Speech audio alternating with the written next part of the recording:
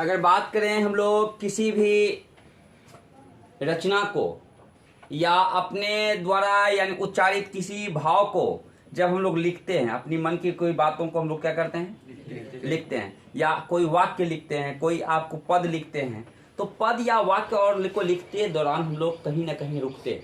बोलिए हाँ है ना। उसी रुकने की प्रक्रिया को हम लोग क्या कहते हैं, विराम कहते हैं। क्या कहते हैं, विराम। और लिखने के दौरान, रुकने के दौरान जिस चिन्ह का प्रयोग करते हैं उसे क्या कहते हैं, विराम चिन्ह कहते हैं। और विराम का मतलब होता है ठहराव। क्या, यानी रुकना। विराम का मतलब रुकना या ठहरना। बोलिए है या ना। जैसे आप क्या कहते हैं कि राम, मोहन और सोहन पटना जाता है। आप देखिए राम मोहन, राम मोहन दोनों के बीच में रुक रहे हैं ना कुछ, और ये अल्प मात्रा में रुक रहे हैं, इसलिए इसका नाम होता है अल्प विराम। और पटना जाता है वाक्य पूरा हुआ, यहाँ रुके, इसका नाम होता है पूर्ण। यही इसी प्रकार से हम लोग विभिन्न जगहों पर अपना अपना चिन्ह का प्रयोग करते हैं। तो सबसे पहला हमारा विराम चिन्ह में आता है कौन, अल्प विराम चिन्ह। कौन, बोलिए हाँ या ना। अल्प से जब ज्यादा, आप याद कीजिए कि आपको ज्योग्राफी में पढ़ाए थे, जिमरमैन साहब ने कहा था संसाधन होते नहीं बनते हैं। वहां देखिएगा इस प्रकार से चिन्ह लगा था। इसका नाम क्या, अर्ध विराम। क्या, इसका नाम क्या है, अर्ध विराम। बोलिए हाँ या ना। अर्ध विराम के बाद अगर बात करते हैं हम लोग, तो अभी तुरंत वाक्य जब पूरा होता है हम लोग का कौन सा विराम, पूर्ण विराम। इसके अलावा अगर हम लोग बात करते हैं तो हम लोग का होता है क्या, आप अगर बात करें तो प्रश्नवाचक चिन्ह करते हैं कि नहीं। आप कहाँ आए, क्यों आए, कैसे आए। बोलिए हाँ या ना। प्रश्नवाचक चिन्ह लगाते हैं कि नहीं।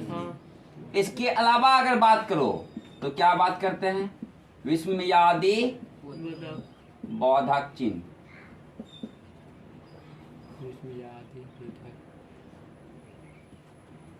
बहुत सारे बच्चे गलती करते हैं, क्या देखिएगा, हाँ यह है, ये वाक्य क्यों गलती कर बैठता है। इसलिए यहाँ पर आप याद कीजिए, विस्मयादि बोधक चिन्ह में जब आश्चर्यजनक शब्दों का प्रयोग होगा, आश्चर्यजनक, हे राम ये क्या हो गया, हाँ, तो यानी आपको ऐसे सब कुछ जगहों पर प्रयोग होता है विस्मयादि, यानी हर जगह प्रयोग नहीं होता, या शौक के लिए होता है।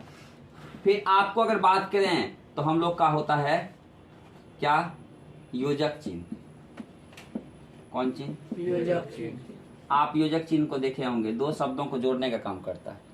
योजक और निर्देशक में अंतर है बाबू। ये होता है निर्देशक चिन्ह, इससे बड़ा होता है ये।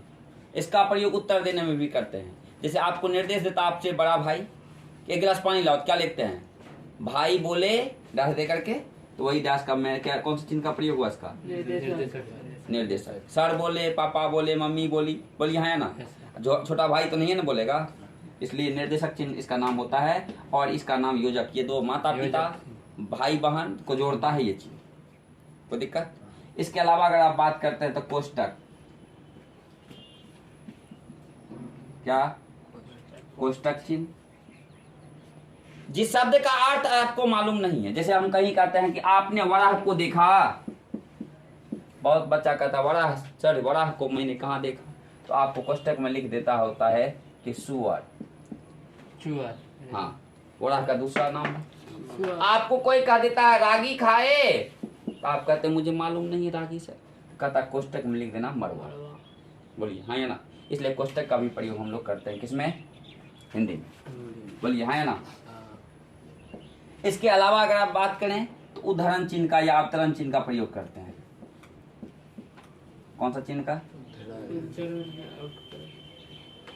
या, देखिए इसमें सिंगल भी होता है और डबल भी होता है। जब आप किसी भी व्यक्ति का खुद की थॉट, कोई की खुद की परिभाषा को आप चिन्हित करते हैं, देखिएगा इकोनॉमिक्स वर्ड में देखिएगा वहाँ डबल उदाहरण चिन्ह का प्रयोग रहता है, और पाठ को सूचित करने के लिए सिंगल में रहता है। बोलिए उदाहरण क्या प्रयोग है? सिंगल और डबल।